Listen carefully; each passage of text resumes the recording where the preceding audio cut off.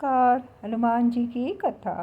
श्री राम हाथ जोड़कर अगस्त्य मुनि से बोलते हैं, ऋषिवर निसंदेह बाली और रावण दोनों ही भारी बलवान थे, परंतु मेरा विचार है कि हनुमान उन दोनों से अधिक बलवान है।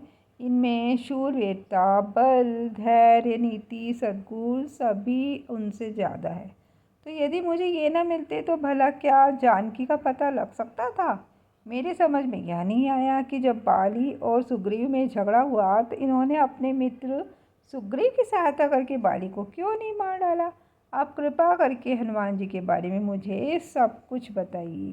तो रघुनाथ जी के यह वचन सुनकर महर्षि अगस्त्य बोले, हे रघुनंदन, आप ठीक कहते हैं। हनुमान अद्भुत बलवान, पराक्रमी और सद्गुण संपन्न है, परंतु ऋषियों के श्राप के कारण इन्हें अपने बल का पता नहीं था। तो मैं आपको इनके विषय में सब कुछ बताता हूँ। इनके पिता केसरी सुमेरु पर्वत पर राज्य करते थे। उनकी पत्नी का नाम अंजना था। इनके जन्म के पश्चात एक दिन इनकी माता फल लाने के लिए इन्हें आश्रम में छोड़कर चली गई। जब शिशु हनुमान को भूख लगी तो वे उगते हुए सूर्य को फल समझकर उसे पकड़ने के लिए आकाश में उड़ने लगे। तो उनकी सहायता के लिए पवन भी बहुत तेजी से चला। उधर भगवान सूर्य ने उन्हें अबोध शिशु समझकर अपने तेज से नहीं जलने दिया। तो जिस समय हनुमान सूर्य को पकड़ने के लिए लपके, उसी समय राहु सूर्य पर ग्रहण लगाना चाहता था। हनुमान जी ने सूर्य के ऊपरी भाग में जब राहु का स्पर्श किया तो वह भयभीत होकर वहां से भाग गया। उसने इंद्र के पास जाकर शिकायत की कि हे देवराज, आपने मुझे अपनी क्षुधा शांत करने के साधन के रूप में सूर्य और चंद्र दिए थे। आज जब अमावस्या के दिन में सूर्य को ग्रस्त करने के लिए गया तो मैंने देखा कि एक दूसरा राहु सूर्य को पकड़ने जा रहा है।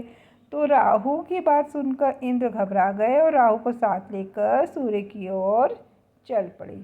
राहु को देखकर हनुमान जी सूर्य को छोड़कर राहु पर झपटे।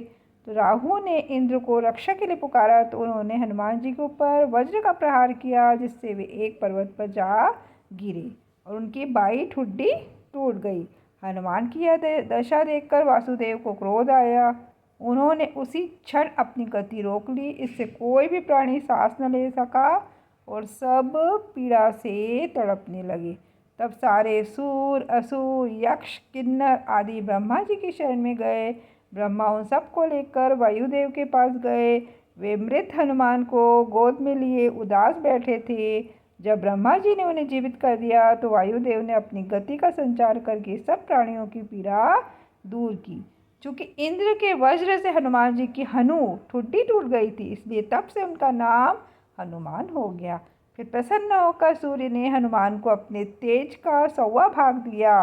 वरुण, यम, कुबेर, विश्वकर्मा आदि ने उन्हें अजय, पराक्रमी, अवध्य होने, नाना रूप धारण करने की क्षमता आदि के वर दिया।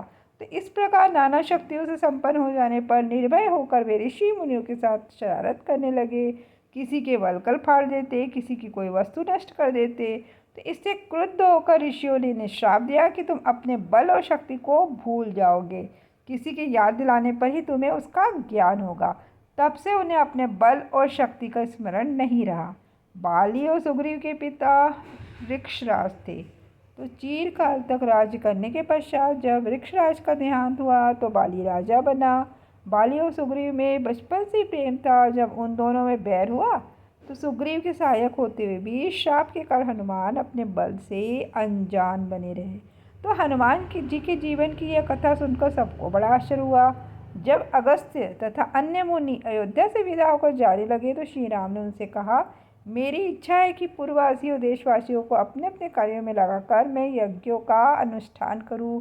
आपसे प्रार्थना है कि आप सब उन यज्ञों में अवश्य पधार कर भाग लेने की कृपा करें। सब ऋषियों ने उसमें भाग लेने की अपनी स्वीकृति प्रदान की। फिर वे वहां से विदा होकर अपने अपने आश्रम को चले गए। जय श्री राम। तो कैसी लगी आपको वीडियो, कृपया कमेंट के माध्यम से मुझे अवश्य बताइएगा। वीडियो को पूरा देखने के लिए दिल से धन्यवाद।